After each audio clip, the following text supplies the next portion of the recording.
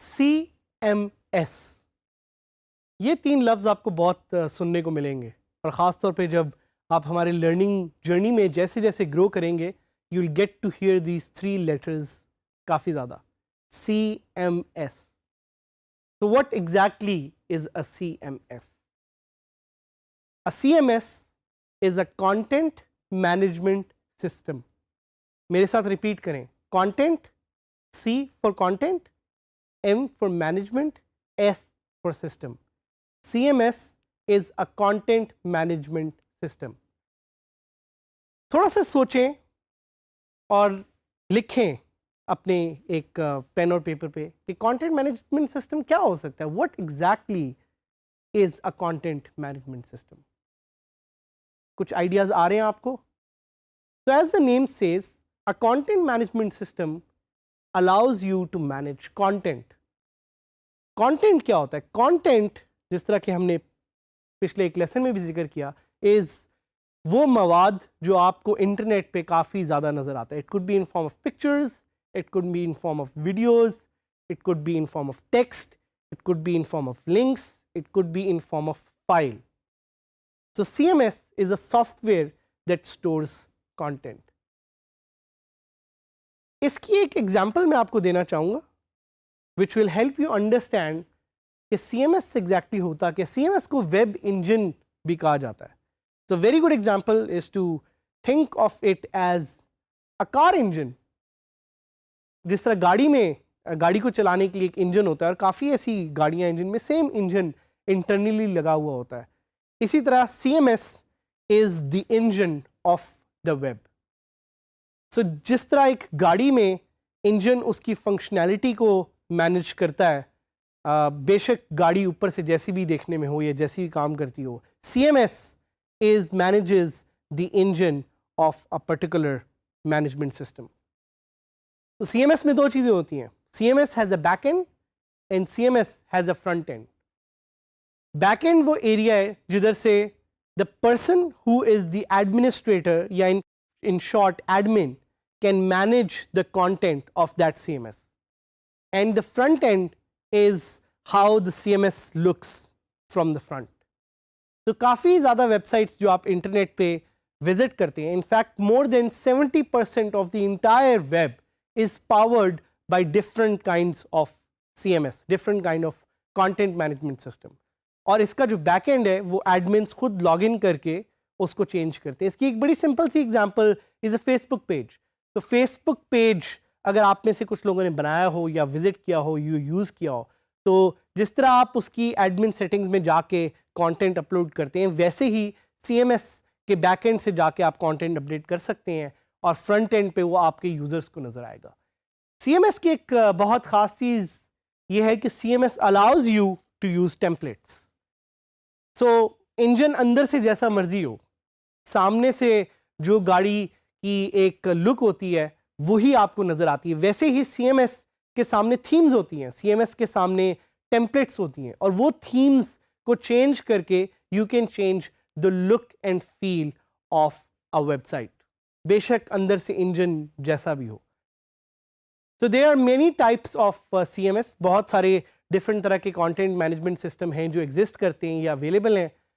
उनमें से कुछ फ्री हैं, कुछ पेड हैं। हमने ऑलरेडी डिस्कस किया कि WordPress is one of the very great examples of a CMS that is free and easy to use.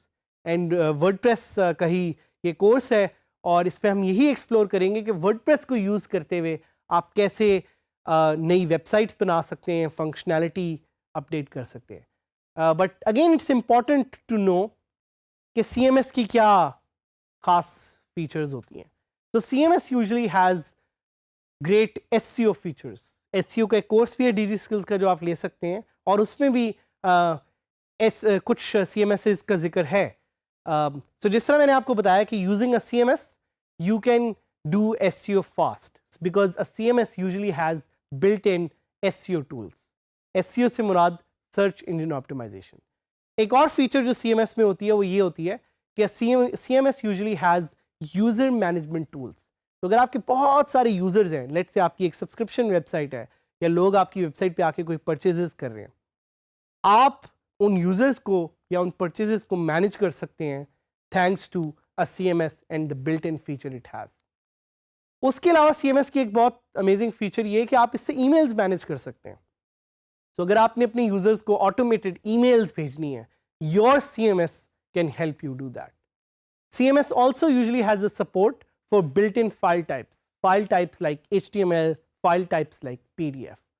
और एक CMS की जो सबसे ख़ास फीचर है वो ये है कि आप उस CMS को एक्सटेंड कर सकते हैं using softwares that are known as plugins. और प्लगइन्स का हमने थोड़ा सा पहले जिक्र किया भी था.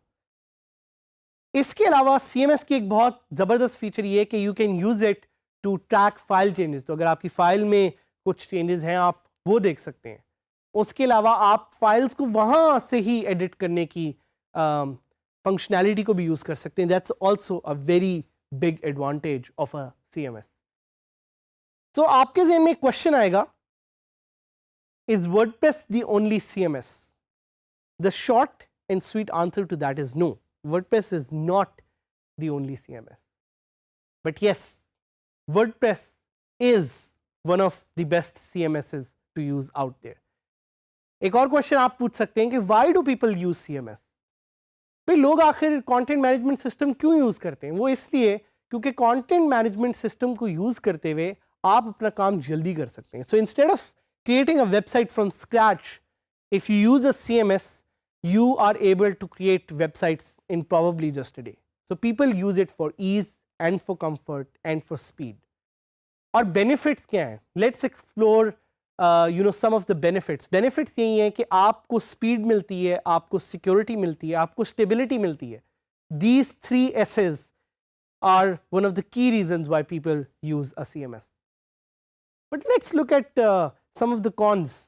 क्या वो चीज़ें हैं जिसकी वजह से CMS should not be preferred या उसके कुछ challenges होते हैं?